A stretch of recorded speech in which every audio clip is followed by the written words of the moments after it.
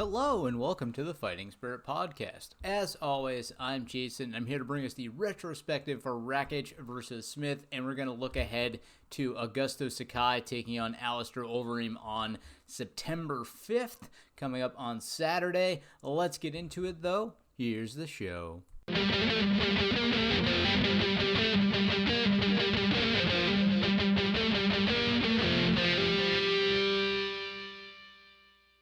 Alright, so we had a 50-50 kind of night, starting out really strong, ending strong, but missing basically everything in the middle.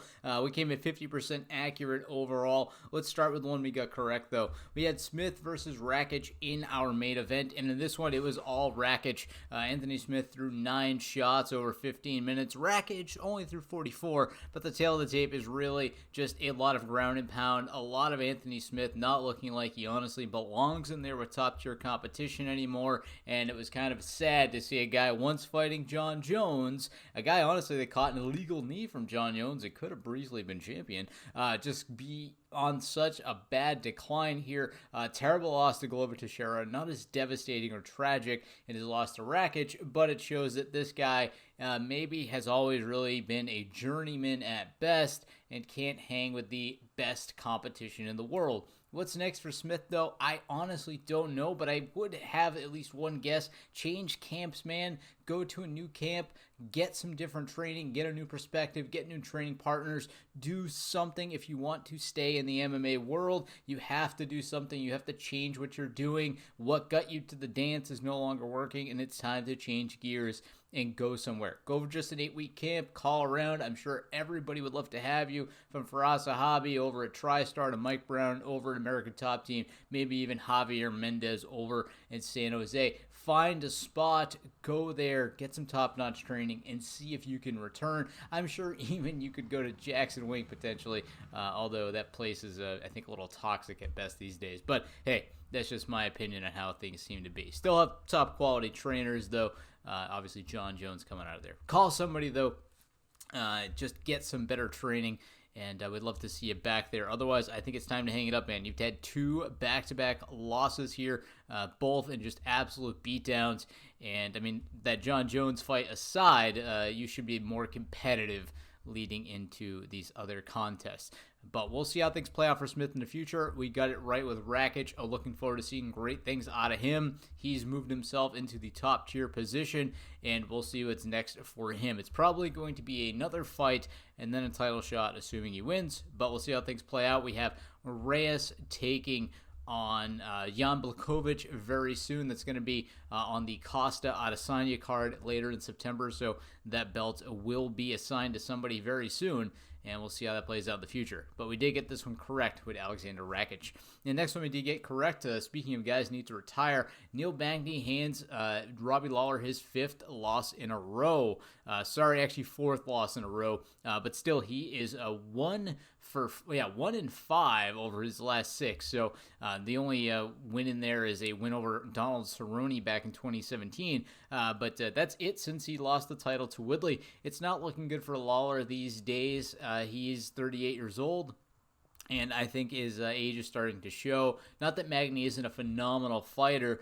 I just don't know what's next for a guy like Lawler that's basically done it all, been in the sport for so long.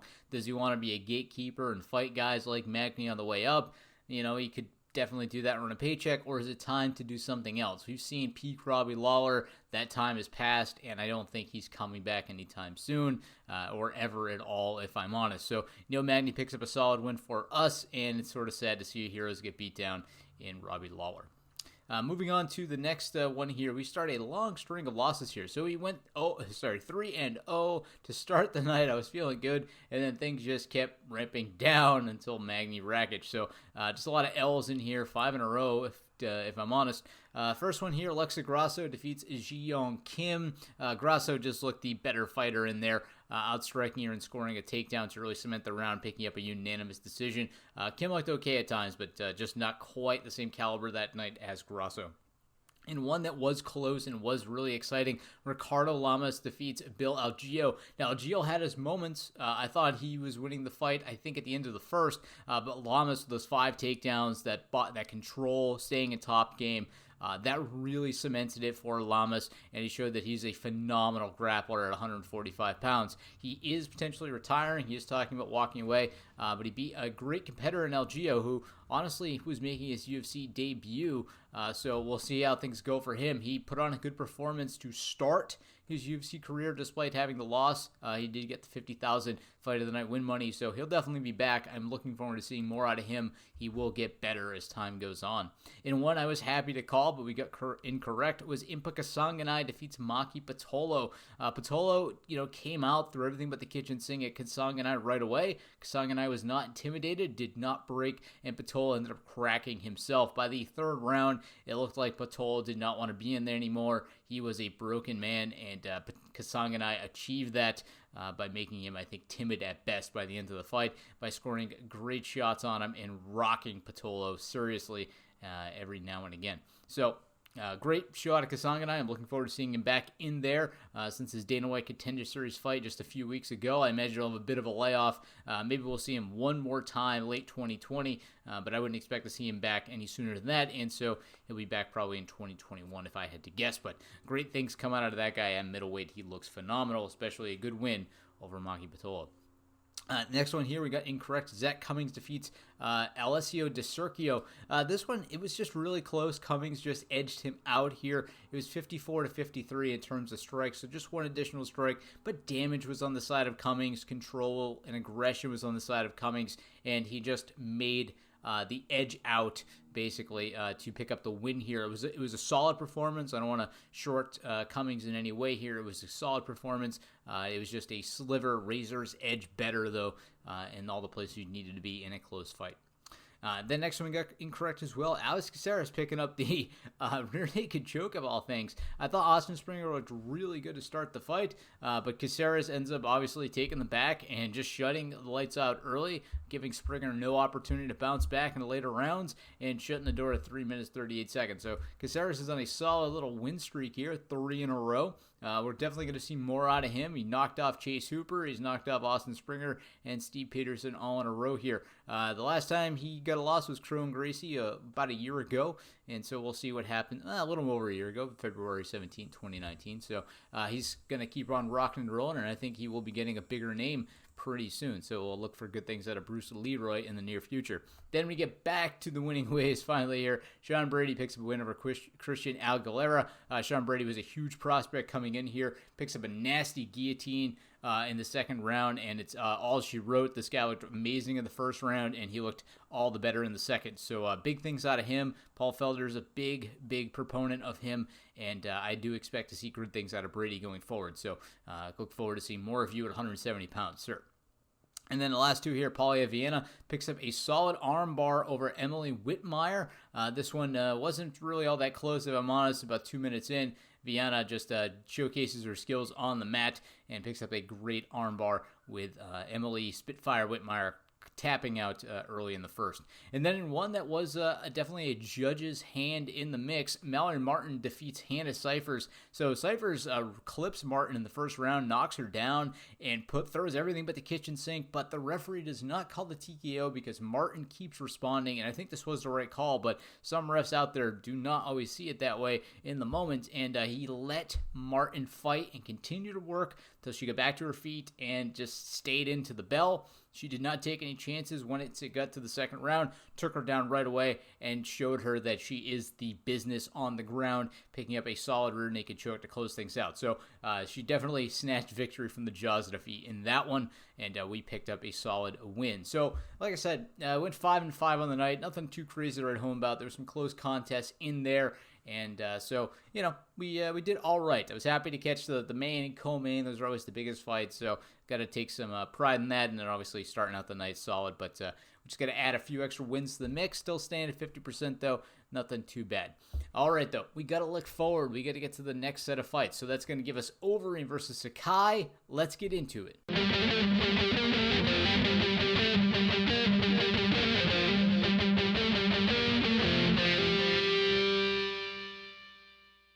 All right, right, so let's kick things off with the main event. We have Alistair Overeem, the Demolition Man, taking on Augusto Sakai. And this one is really, really hard to call. So Overeem beats a lot of great opponents, right? Olynyk, Walt Harris recently. He was basically beating Rosenstruck, Pavlovich. He did lose to Curtis Blades. And basically, if you're not cream of the crop, Overeem typically beats you, right? He's not 48-18 for nothing. I mean, the guy's fought since K1, Pride, everything. But Augusto Sakai looks so good coming into the UFC. 4 wins in a row. Obviously, the great performance in the Dana White Contender Series. He looks like a really solid competitor. He does have the 3-inch reach disadvantage over Overeem. But I think this guy can hang with Overeem. I know it's a lot to say. Overeem's technical ability is going to exceed Sakai's. There's no doubt in my mind. But Sakai seems to find ways to win. He's picking up excellent victories in the UFC at a high level. He's on a streak. How can we not take Augusto Sakai? He just looks like the real deal here. I think he has the power to potentially hurt Overeem. Now, Overeem can deal really well with power. We've seen him do it before, but look at TKO Dana White Contender Series, TKO Chase Sherman, get a split decision over Andrei Arlovsky, but Arlovsky, another stalwart, if you will, not maybe quite, maybe a little more decline really than Overeem, but KO Tybura, split decision over Ivanov, a solid competitor in Ivanov. And so this guy has the grit to win decisions. He has the ability to shut the door in the first or second round. He has the ability to pick up a win. And despite some losses early in his career, and draws over in Bellator, right? His last loss coming to Sheikh Congo back in 2017 over in Bellator. And that was a split decision, mind you. I think that Sakai has the ability to get a win over a guy in Alistair Overeem. I think he does.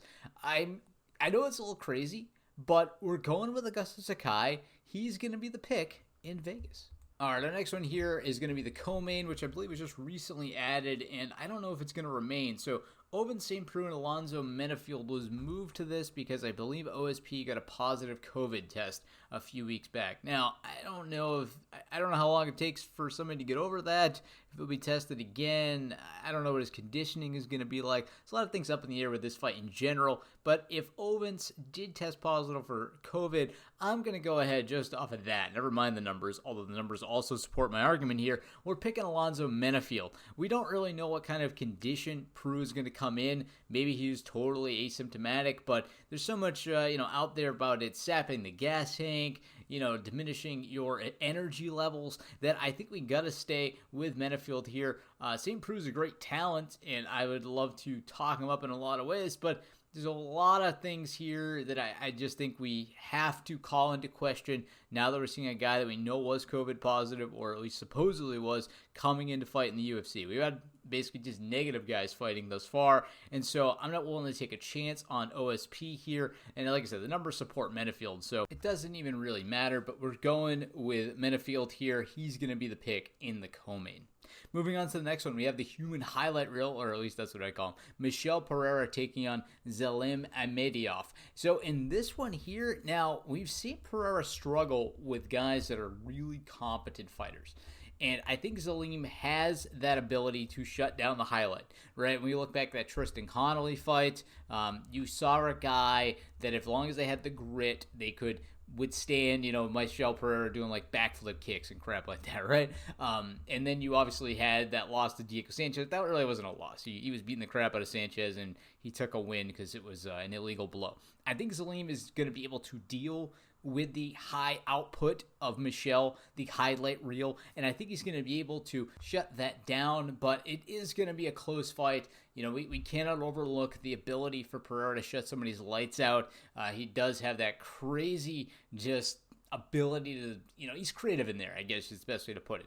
The guy pulls stuff out of his ass, and it seems to work because he has the athletic talent to do it. But we're going to go with Zelim here. I think he's going to be the more competent, well-rounded fighter, and it's going to be like a Connolly situation where if you are competent as a mixed martial artist, you're going to be able to deal with the tricks and games of Pereira. I'm going with Zelim to pick up a win in this welterweight matchup.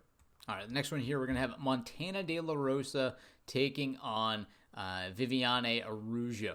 So in this one here, we're going to be going with Araújo. I think that she is a very good talent, and despite her loss to Jessica Ai, looked really good. Wins over Talita Bernardo, wins over Alexis Davis, and that loss to Ai, I think, was a little bit of a fluke. I think she's going to be able to deal very well with the let's call it what it is, kind of one-dimensional submission takedown game of De La Rosa. When we look over at her, she has 8 submissions over her 11 wins. She's 11-5, and while she, has picked up some decision wins, like over Mara Romero Barella, I don't think she's going to be able to do that against a well-rounded mixed martial artist like Viviane Araújo, who has submissions herself and proven that she can fight at a pretty high level. I think that she's going to introduce Montana to the total game of MMA and also show that you're going to need to be an excellent striker to maintain your pace with the competition. So I am going to go with Viviane Araújo here. I think she's the pick in Las Vegas.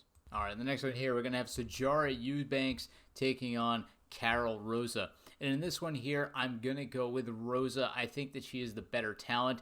We haven't seen too much out of Eubanks. She's 5-4, 2 knockouts, 0 submissions. She did pick up a win over Sarah Morris, but she had back-to-back losses going into that. And Carol Rosa does look excellent right now. 2 wins in a row in the UFC, 4-fight winning streak overall. I think she has a very good striking game. Her submission talent is there as well. Trains at a great gym in Parna Valley Tudo. And I think that she is going to come in with the full competence of a well-rounded mixed martial artist and be able to basically beat on subpar talent in Sijara Eubanks. I know it's a rough thing to say. I don't mean to be so mean about it, but I think it is the truth. I think somebody 5-4 is really just hanging on by the skin of their teeth in the UFC. I think Carol Rosa is either going to A, punt her out the door, or B, put her on some debut talent, because I don't think she deserves to be fighting somebody as good as Rosa, if I'm perfectly honest. Let's see how things play out, though. Rosa, though, is the pick in this contest. All right, this next one here, I really don't have too much information about it. So we have Bartosz Fabianski. So he got bounced from the UFC recently, fought over in Cage Warriors, but he had actually fought in the UFC a few years back. He was from 2015 to 2018 on a solid win streak and lost to Paul Harris back in 2018 as a guillotine choke. So I'm not sure where Fabianski stands. I think that he's a good talent, and I think he's going to be the winner of this contest over Andre Muniz. Muniz, though, just the one fight in the UFC, winning the Dana White Contender Series, so not a lot to go off of him either. He looks like a solid talent, but Fabianski in the past had been proving himself in the UFC as a solid competitor against guys like Emil Meek, and he was able to fight Paul Harris. Granted, he did not win. Paul Harris is an excellent submission specialist, but we'll see how things play out. This one is a little unknown to me, to be perfectly honest, just because we're dealing with old data for one and then a lack of data for the other, so it's not really the most confident pick or confident pick I have, but we're going to go with Fabianski overall in this one. Looking over at the next one, we have Kevin Navidad taking on Brian Kelleher here. Actually, this was going to be a, let's just go over it now since I pulled it up. This is going to be a debut fight. We're going to have Brian Boom Kelleher taking on Quicksand Navidad. And in this one here, I actually am going to go with Navidad. He looks like an excellent talent coming out of LFA. 4 wins in a row, 2 of them being knockouts, the other 2 being decisions, and I think that he might be able to overcome Kelleher here. Now, Kelleher is an excellent fighter. Wins over Hunter Azure is also on this card. Submission over Odie Osborne. Did get a loss via unanimous decision to Cody Stamann back in June, and I think that might work against him here. I think that he took a bit of damage in that fight, and I don't know how well he will come back here. When we look over at Navidad, he hasn't had he had a fight in July himself, but it was a quick knockout early in the second round, and so I think Kelleher is going to be wearing a little more damage coming in, and so I like Navidad here for that fact. Also for the information available numbers-wise for him. So we're going to go with Navidad in that debut for him. The next one here, we have Thiago Moises taking on Jalen Turner. And in this one here, I like Jalen Turner. He looks like an excellent talent coming off a great knockout win over Kolibao. And while he did struggle against guys like Frivola and Luque, I think that he's going to be able to defeat a guy like Moises. Now, Moises looks great, trains an American top team, coming off a win over Michael Johnson. But I think that Moises is not going to quite be able to do it here. Turner is a great explosive knockout artist, and I think that's going to be enough to catch Moises here. I think that he is going to be able to clip him, and I think he is going to be able to shut the lights out potentially on Moises. So I am going to go with Jalen Turner. He is the pick in this contest. In the next one here, we're looking at Cole Smith, Hunter Azure. And in this one here, I actually do like Hunter Azure in this one. He looks like a really good talent. Granted, he is coming off of a loss recently. He lost to Brian Kelleher. He was knocked out. Before that, he looked really good. I think he, maybe has learned that lesson, to mix in some better striking and keep his pace maybe a little more manageable for the cardio. I think his pace is a little high, especially early on. I think he sort of winded himself against Kelleher. So I'm going to assume he's learned a lot since that loss. He's got wins over guys like Brad Katona, and I think he's going to be able to go in and put in a solid performance against a guy in Cole Smith, who did lose his intro to the UFC against Miles John via split decision. Nothing against him, but I think that he is going to end up being defeated by Azure. And then we just have one more contest here. It is going to be a debut. I'll just pull it up real quick. That's going to be a Marcos Rogerio de Lima taking on Alexander Romanov. In this one, I like the undefeated Romanov. I think he's the easy pick. He has only finishes coming into the UFC. 5 knockouts, 6 submissions. He's never gone to decision. So assuming that he's been fighting competent talent, I think that he will have easy might be a bit of a stretch here, but I think he will do well against Lima, and I am looking forward to that contest. I think it's going to be a good statement for a new talent at the heavyweight division fighting out of Moldova. So we'll see how things play out there. Let's go over them one more time. We have, and these are in a different order, mind you, but Overeem, Rosa, Imadiev, Azure, Turner, Fabinski, Arujo, Menefield, Romanov, and Natividad to round things out. So basically, Sherdog has a little bit different lineup than the other website that I use, and I went by the other one. So that one I think needs to. The Menefield fight isn't even on the other one. Anyways, total sidebar there. I'm rambling. We're going to be coming back with another retrospective instead of fight picks. They keep coming at us fast and furious. We really have not had a chance to take our foot off the gas just yet. So on the 12th, we got Santos Teixeira. The 19th, Covington versus Woodley. And then on the 26th, we have the pay-per-view of the month, Adesanya Costa. And then Holm Aldana, Ortega Jung, or Korean Zombie. And then Nurmagomedov Gaethje is the last one here. Bear in mind, the only events they're only events with locations to Covington Woodley. So where will Adesanya Costa be? I don't think we know quite yet. I'm not even sure the UFC has it 100% locked down yet. The card is starting to come together nicely here, but Diego Sanchez is on that card. Weird one. Anyways, well, I guess we'll talk about that when the time comes. But I am looking forward to those. We keep coming fast and furious, and there isn't a week off in sight. So that's a good thing. Keep them coming, and I'll keep crunching them. So if you'd like to get in touch with the Fighting Spirit Podcast, though, please reach out at fightingspiritpodcast@gmail.com. You can also get in touch with me at MMA Fight Picks 01 on Twitter. And you know the drill. If you'd like to support the show as well, head on over to the description down below and click our Patreon. Go over there and support the show for a dollar amount that makes the most sense to you. So thank you for your time. I hope you enjoyed this week's episode. I'm going to be trying at 100%. We try at 100% picks each and every week. Coming at 50% last week. Hopefully we saved the best for this week and we can run the table. Who knows? We'll maybe see it happen someday. Until I speak with you again next time, though, happy fight picking.